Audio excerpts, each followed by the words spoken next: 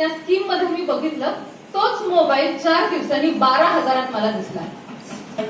12,000 नवीन mobile, तोच जो mobile features असलेला मोबाईल दिसल्यावरती मला जो काही आनंद झाला होता की येस नवीन मोबाईल मी घेतला, तो आनंद लगेच गेला.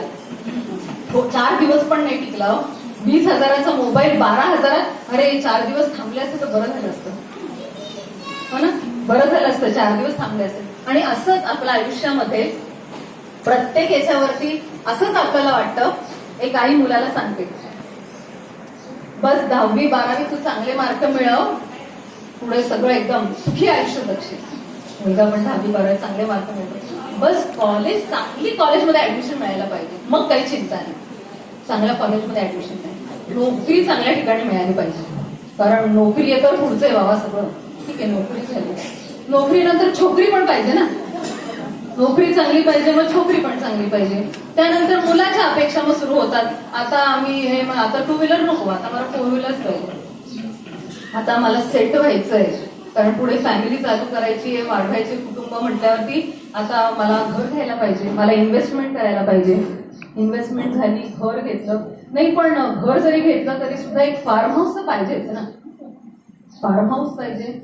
पण वर्षातून एवढं आम्ही काम करतो, इतके आम्ही बिझी असतो, कुठेतरी वर्षातून बाहेर परदेश दौरा तर झालाच पाहिजे हो. त्याच्याशिवाय काय आहे का?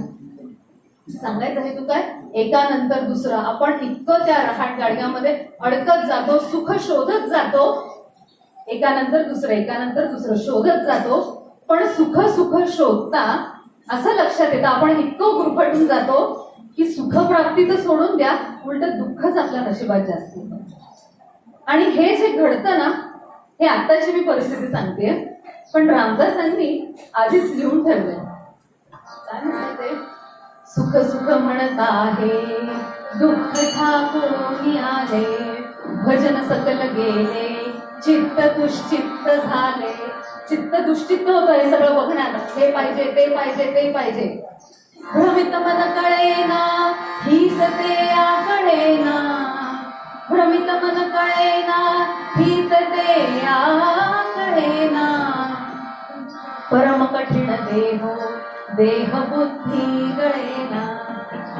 मन भ्रमित होऊन जातं, आपलं हित कशात आहे हेच माणूस विसरून जातो.